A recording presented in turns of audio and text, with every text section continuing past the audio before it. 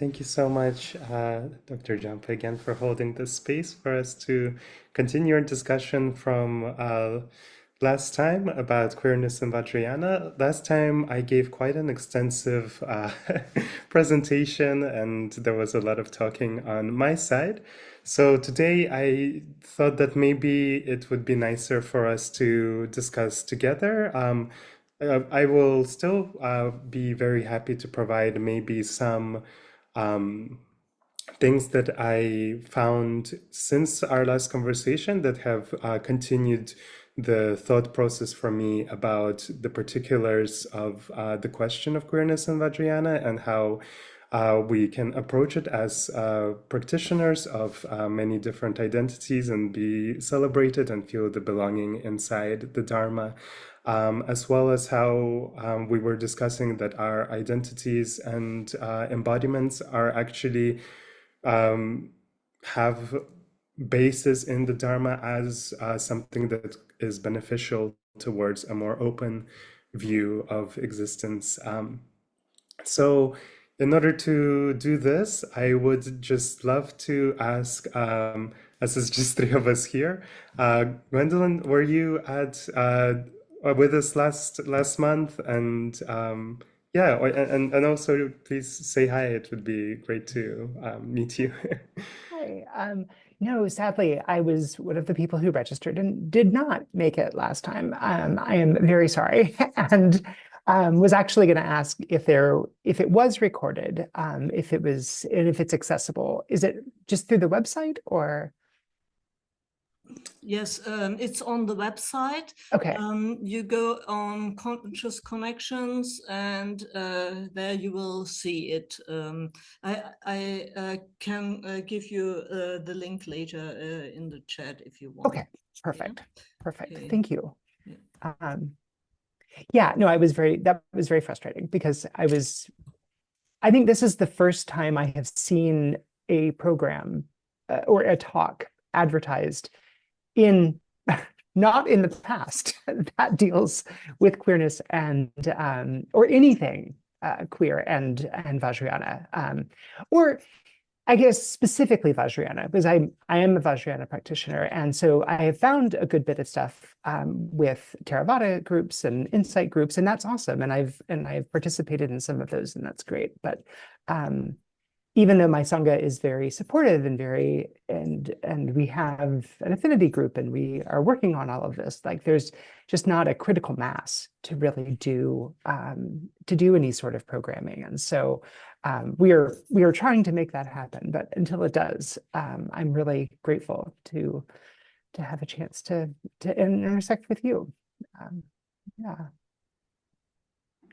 Thank you so much. That's yeah, wonderful to hear. I'm really glad that we did record last time because I do hope that this can, just be the start of as many of us who need this coming together and yeah, continuing this conversation because I am no expert and I'm not a Dharma teacher. I'm just the same as every practitioner who is like, I really want to have this conversation and I really want to hear the experience that other people are having in their practice and how they are finding it. So yeah, I just get very excited every time we come together to have this conversation. So the part that I wanted to highlight from our last conversation was actually around the Vimalakirti Sutra, which I'm not sure if you're familiar with the content of, not its entirety. It's a big Yeah. text. Only in passing, but yeah, I know it exists. So Absolutely. Same. So I wanted to, maybe I'll just read a little part of what I had written last time around this, and then we can go from here. So, this is, we were discussing the relationship of kind of gender and specifically gendered deities in Mahayana and Vajrayana Buddhism, and how This could have been a contentious topic in early sutric interpretation because the idea of a non-male or masculine Buddha was not something that everyone agreed on. And so in early interpretations of the sutra, it was a widespread concept that female Buddhists were maybe not even existent. And this is because it was, there was a patriarchal dualistic thought process that informed this attitude that sees that the binary kind of female role was inherently tied to samsara. Women and womanhood, due to association with child rearing, are were seen by male practitioners as the exact thing to be abandoned. And thus, in order to fulfill the intention of a bodhisattva, it was seen as necessary, as quoted from the Sutra of Transforming the Female Form, for all women to be transformed into men, courageous, intelligent, and full of wisdom. And this bias, unfortunately, can persist even in modern cultural interpretations of Buddhism, as I'm sure some of us have experienced, that certain bodies are simply not fit for Buddhahood in a single life. And so it is exciting to find that starting from the 1st century of our Common Era, Mahayana sutras were gaining popularity, and many worked explicitly to contradict binary errors in interpretation such as this. The Perfection of Wisdom Sutra has Prajnaparamita as a feminine mother of Buddhas, and it is necessarily an anti-stereotypical conceptualization of the idea of the feminine, I believe, because it's pointing towards a non-hierarchical ground that all Buddhist views kind of come from. No single being authored the Dharma, because the Dharma expresses the very nature of existence. Or the nature of being. And so the embodiment of Prajnaparamita is kind of pointing towards that nature of being as something that doesn't really have a constriction of belonging to a single being or a single, gendered being. In another Mahayana Sutra, the Vimalakirti Sutra, Buddha's disciple Shariputra is stuck in dualistic notions at the start of the proper path, and has quite a lot of convictions that are strong, and is challenged by an unnamed goddess who appears to him.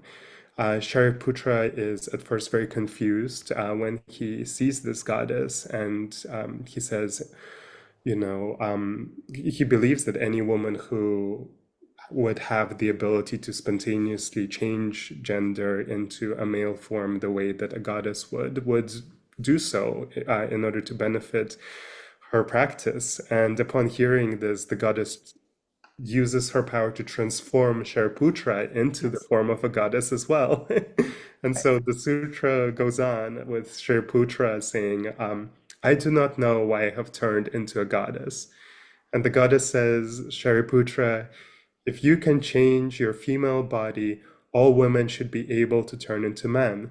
Like Shariputra, who is not a woman but appears in a female bodily form, all women are the same, and though they appear in female form, they are fundamentally not women. Hence, the Buddha said, all things are neither male nor female.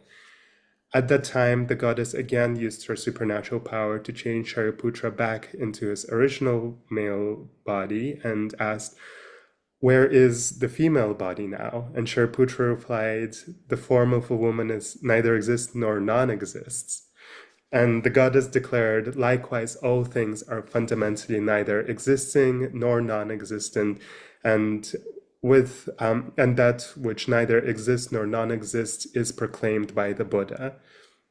And I interpret this to be part of the essential of what is carried over into Vajrayana practice and is inherited by Vajrayana practice, because practitioners familiarize themselves with a form emanation body, the Nirmanakaya of a deity, and the particular symbology that appears on the deity's body has conventional meanings and non-conventional meanings, and therefore can be understood in terms of symbol.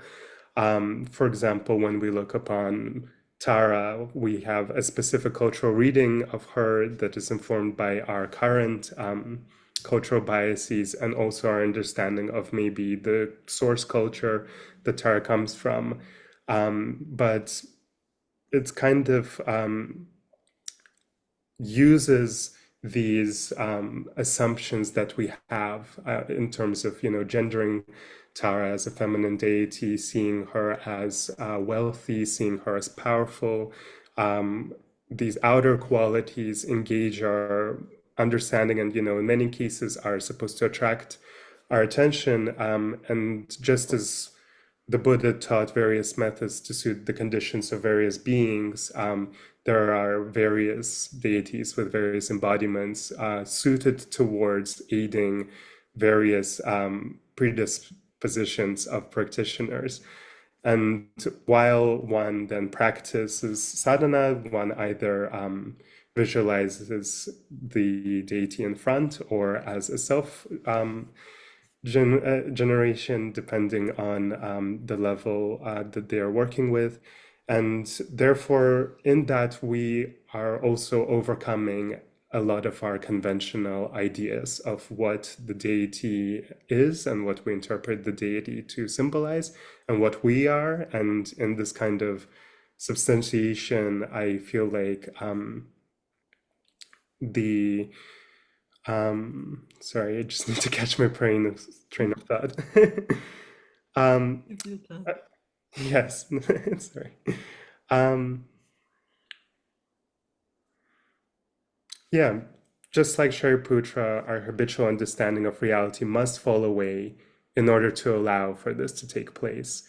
A practitioner relies on the ground of emptiness, thinking because all appearances are empty of self nature, there is no distinguishing between what is visualized and what is real.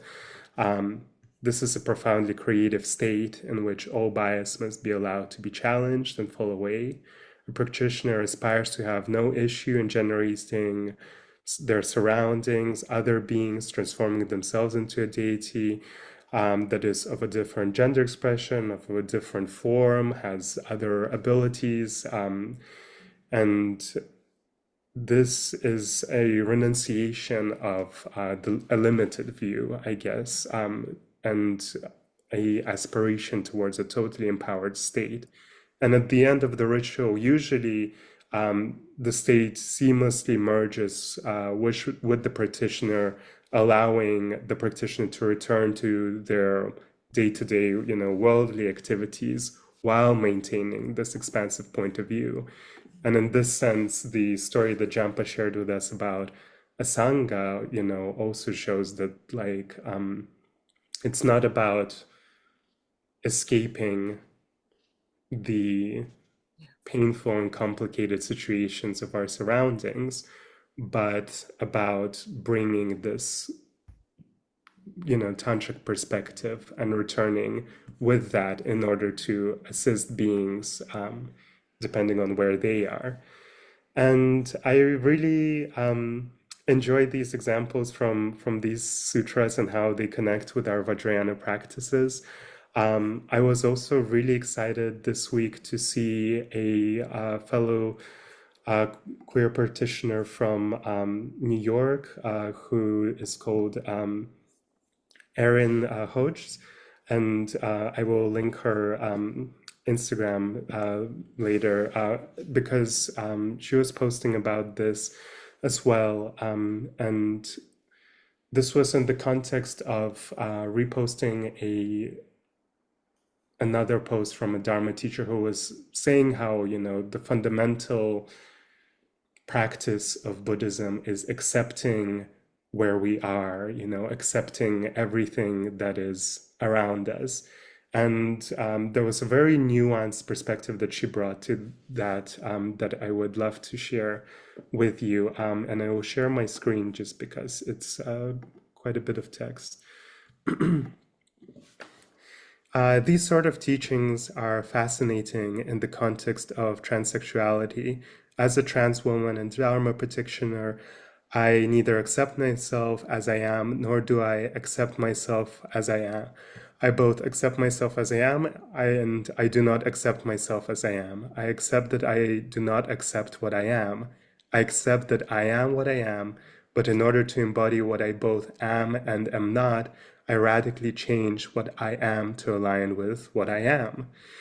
The transsexual Dharma practitioner who radically alters the landscape of her body, speech, and mind transcends acceptance and non-acceptance, or at least attempts to.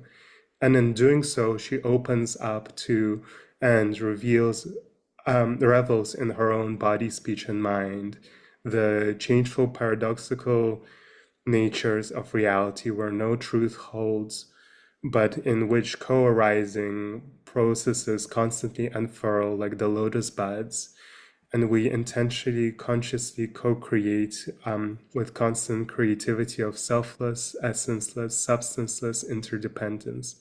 I see in my transsexuality a type of Dakini activity that transgresses both the gender divide and the duality of acceptance/rejection, opening up a simultaneously ancient and utterly new, fresh view on what constitutes acceptance, rejection, male, female, inner and outer. Even the separation of body, speech, and mind are tested to the limit. And yet, who am I to think I know better than any Shravaka guru, Pandita yogi, or a great bodhisattva? I'm merely a deranged and misguided wayward practitioner of a yogini, pretender of a yogini, but I aspire to walk in the footsteps of Tara, who was once Avalokiteshvara, or Vinalakirti's unnamed Devi, who transformed her and Shariputra's gender to show their essential emptiness, and so many others who are greater and wiser and more transgressive and transformative, more loving and insightful than this illusory I that must supposedly be accepted and not rejected, and yet renounced and deconstructed. The transsexual is living the paradox of Dharma in her very flesh, and I celebrate that.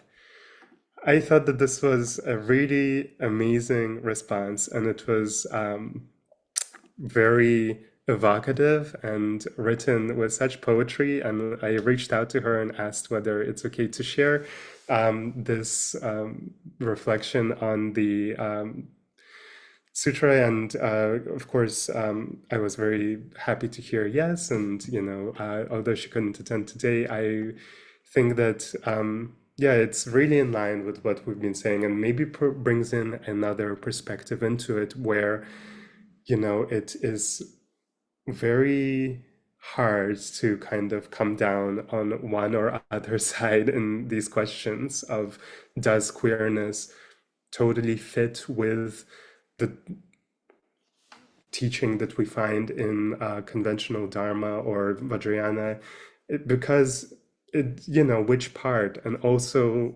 why do we even have to ask this question? Why does there have to be an authority who says yes or no? It exists, and we practice it, and it therefore is an expression of Buddha nature, just like everything else, and is one of the things that can be taken as path into Buddhahood, just like everything else. And therefore, it's just, I guess sometimes I think, well, what a funny question to ask. And would we even be asking a question like this if we weren't forced to by people who say no and who have used, the Dharma, and as every single method has been used to suit their own ends. And of course, with the current situation, I would say, in the world, and coming to the forefront in the United States right now, with the executive orders that have come out. I am very activated this week. I feel very emotional. I feel angry. I cry. And I think that, there is also a gateway into a very strong kind of question of what is my refuge right now, and how do I take that refuge, and how do I not take that refuge in terms of please take me away from here, it's getting scary, but please bestow in me enough so that I can help myself and I can help everyone else. And the beings who are suffering and being hurt are beings for whom I may have skillful means because there's shared experience here. And therefore, yeah, I feel like these are questions that are always necessary to ask, even if the answers are more confusing, because I truly believe that it will be helpful. So yeah, that's maybe enough of me talking just for the moment. And I would love to ask, you know, maybe after we take one little deep breath, how it sits with you, and yeah, what your reflections might be on what I've mentioned so far. But let me guide us through just one breath, if that's okay. Yeah, Jampa? I only would like to ask Gwendolyn if it's okay to record also the session with the questions. Is that all right for you? Sure. Okay. Yeah, no problem. Otherwise, I would have stopped it. Thank you. Yeah, Thank you very much. no. That's cool. Yeah. Okay, the conversation is open. Well, it was so much in your speech again, and my mind, my brains were like fireworks in every dimension at the same time, like the Doctor Who. I'm a Whovian. I'm sorry. And I thought it's such a great talk you did to make clear that this awakening status of the Buddhas or the enlightened deities, that this is not somewhere in another dimension, but it's here. It can be here in this very moment, and it has to be here because we have to help in this moment, in this world, and we have to live here, and we have to realize what's going on, especially in politics, in the US, in Germany, in Austria. It's awful what happens, and that queer rights are like pushed back or not wanted. And I also thought, I want to keep it that short, that Gwendolyn can speak, but I thought it's a brilliant introduction into the next conscious connection in 1 month that will be about Buddhism, queerness, sci-fi, and astrophysics, because it's also in every dimension. But what you said about I don't have the same word, or I can't put it in the words you did. To be or not to be, no, to have this binary at the same time, that is like in physics, Schrödinger's cat, that exists and exists not at the same time, and both it's true. So queer people exist if the binary system wants it or not.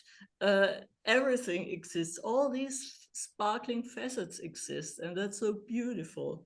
Thank you. for your speech. Thank you so much, Yamba. Yeah, I really love what you said at the end. It's very true. It is beautiful. I I can really see you paint such good pictures with your mind. So thank you.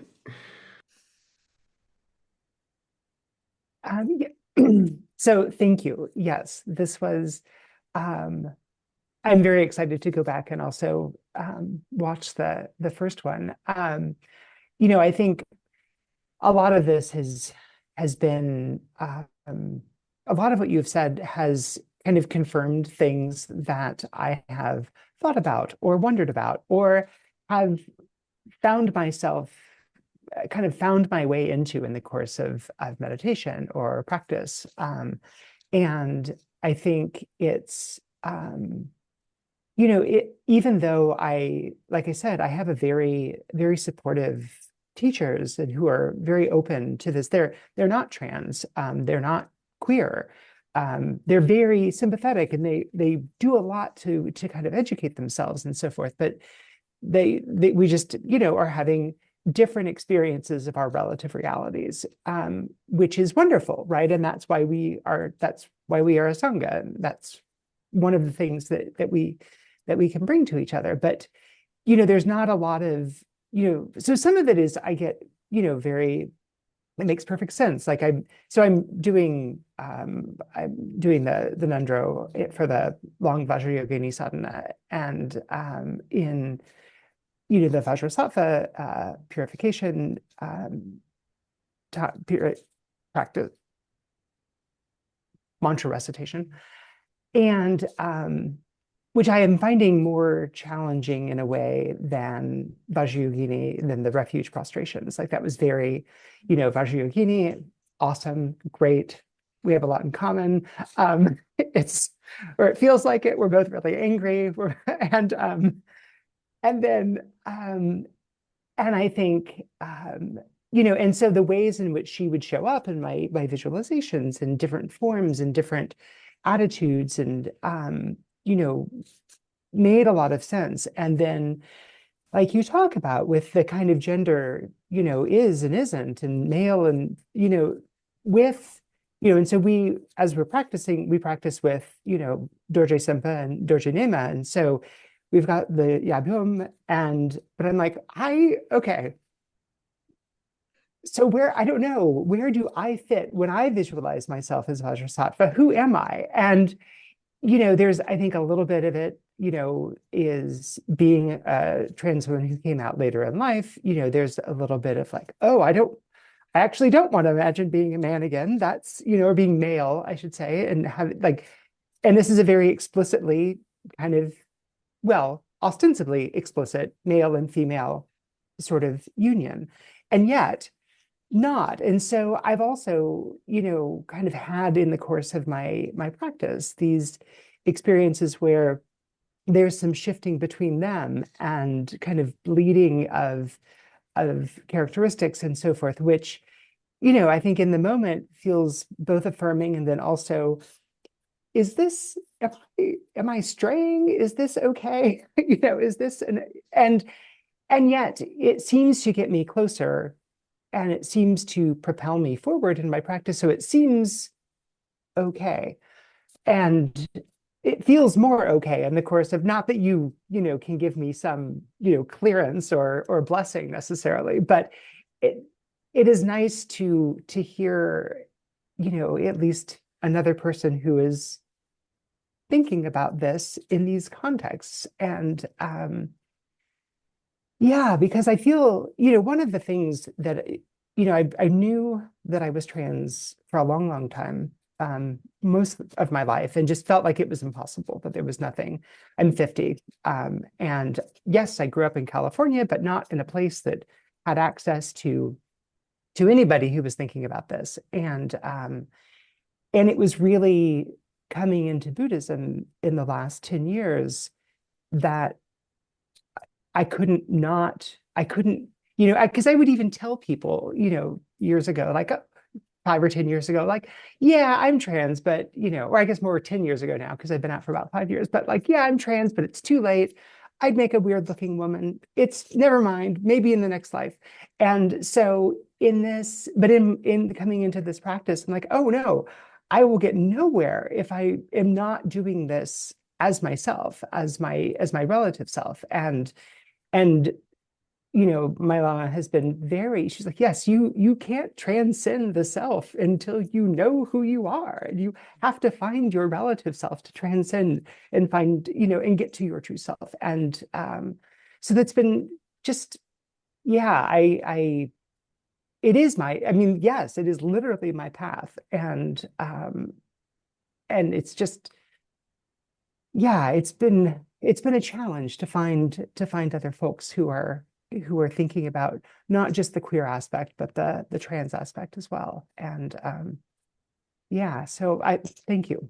It's just really lovely, and I'll pause there. Thank you. Sorry, go ahead, Sorry. Jempa. No, I didn't want to interrupt you. I just would like to add something from my perspective, because I always was told, you are nothing, you are neither nor. Yeah. And although I was assigned female at birth, because I was always told neither nor. Yeah, so who am I? so, so maybe because of that, I felt like the extraterrestrial, because I don't fit in this binary system. And so I know I am in the trans spectrum, because I'm not cis at all. Right. But for me, it's different, because I don't want to decide. I am, I don't know, both or nothing, or what, like enlightenment or awakening. It's in Nirvana is nothing or everything. I'm sorry. Okay, I'm not Nirvana, yeah, but but it's like that. It's, for me, it's not clear. And so when you, Gwendolyn, when you told about these meditations when the deities are in Yab-Yum, it's so yeah, it's just, I always think, okay, yeah, that's it, yeah, everything, yeah, not this only a half, but yeah, embracing everything. And it's so sad for me that we have this binary system, and I will never fit in, I know that. So hey, but yeah, so I am living more in sci-fi than in the real world. But it's good, Dechen, that you reminded us so clearly to live in this world, and to be here, and with all our senses, and realize what's going on.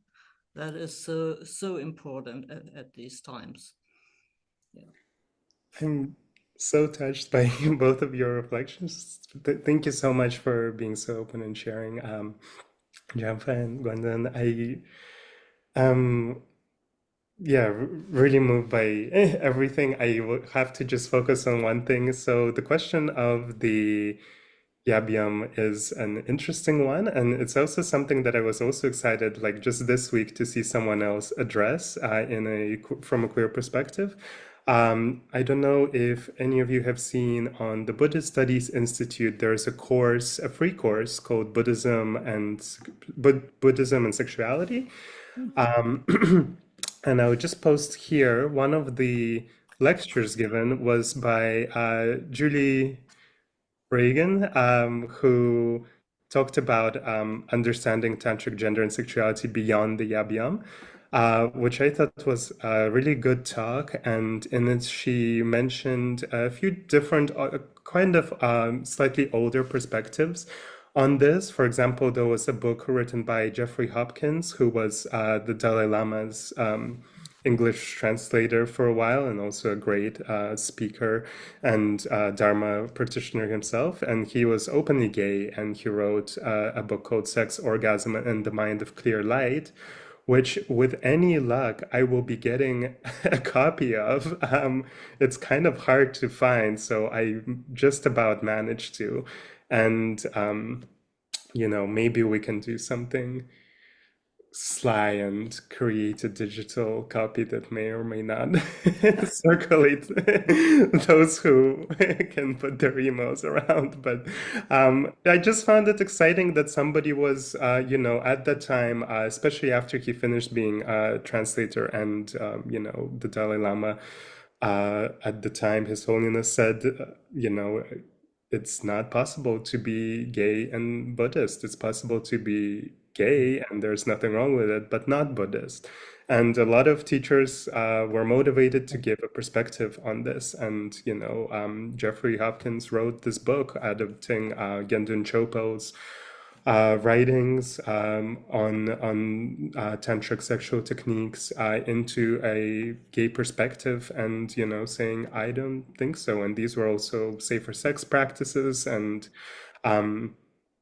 also talking about visualizations, I'm pretty sure, in that book. So I'm really looking forward to having a look at that. It's one of the kind of queer pioneers who talked about it openly. And of course, I also wanted to share, I hope you don't have to go right now. I know the time is kind of running out, but I'm a very visual person and I love my images, and I shared a few last time we were all here. So I just have like a couple that I can share in terms of yabyam imagery that has helped me along the way, which are non-standard. For example, there are examples of yabyam couples where the what we interpret to be the masculine deity is actually in reverse position with the feminine deity, as is here on the treasure. No, no, which image is this? This is Chime Pakme Nyimdik, a long life Tara and Avalokiteshvara couple revealed by Turton Jamyang Khense Wangpo. And yeah, so it's interesting here that Avalokiteshvara in his Lord of Dance form is here kind of seated in the lap of Tara. I would say that this is also a queering of the image. We have Manning Mahakala, which is an interesting deity form which is practiced in Nyingma. It's a Nyingma protector deity, and Manning specifically is a term that means neither, and it refers to this Mahakala being neither male nor female. And it's a non-dual primordial wisdom form, and sometimes it's translated as eunuch Mahakala, but yet this Manning form is seen also in yabyam with a consort occasionally. So I believe that is a mistranslation. It's Dorje Rinpoche said that this is specifically a reference to non-dual primordial wisdom in this deity. And then, of course, for Vajrayana and Heruka practitioners, such as myself, it is I always love to refer to their imagery and all the hints we have here at the fact that, this is not a heterosexual couple in union. There's a lot more going on that meets the eye. And of course, one of the things that we have that's kind of a literal example of this is the Katanga. So this is the triple-headed staff that we see held by Haruka and also by solo Vajrayana, and they are, when they're not together in solitary form, they are still holding the katanga, which is symbolizing that they are non-dual with each other. So wherever Vajrayana is, Haruka Chakrasamvara is, and wherever Haruka Chakrasamvara is, there is also Vajrayana. And there are even examples of, and I hope I'm not speaking out of line here, but of one transforming quite physically into the other within sadhana practice, depending on the practitioner and how they choose to visualize themselves and how they choose to engage with that. And the fact that, we have these sadhanas written, a long time ago. For example, the one that I'm referencing is the one written by Pakompa all the way back in the 1800s. Yeah, that kind of trans-lived experiences are very much part of the text and the practice, and is something that, a cis practitioner, though I don't know if any of us can really maintain a strictly cisgender form once we begin these practices. I feel like it necessarily becomes quite expansive. Our challenge to also undertake and experience and develop within themselves kind of transing experiences as a way into the mind of clear light and into Buddhahood. So yeah, I think that it's all there. It's all there in front of us, right? That's brilliant. These last sentences, because that reminded me on the last conference. I don't know, Gwendolyn, whether you have been on the International Queer Buddhist Conferences, which I founded. Yeah, and the last one was Buddhism is Trans, and that's it, because you can't separate the transness from Buddhism. It's just more. It's not like we have a male and a female gender, and no.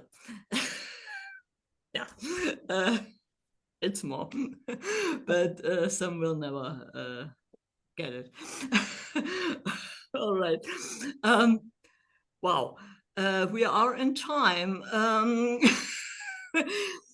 If Dechen, if you have anything, then do it now. Otherwise, I will close this beautiful session. Yes, of course. So I would just love to say thank you both for being here with me. If you would like to, I would love to connect over email with you, Gwendolyn. If you can put them in the Yeah. chat, I would appreciate that. And yeah, if you also have any things that you would like to say before we finish, that would also be very much welcome and appreciated. Thank you. Yeah, I don't know if I have anything else profound to say except just thank you. This is really, I'm very grateful to have this time with you both. That's for me too. I'm really happy, and I first was, or I'm still sorry that not all of them who registered came, but I think they really missed a beautiful session, and I'm happy that you both allowed that we can record it and that we can upload it on IQBC.org. And yeah, I also hope we will be in touch in the future. And Well, the next conference is from October 31 to November 2. It's already online. Today is the first day that it's online, the call for contributions. And yeah, just to close it, I would now stop the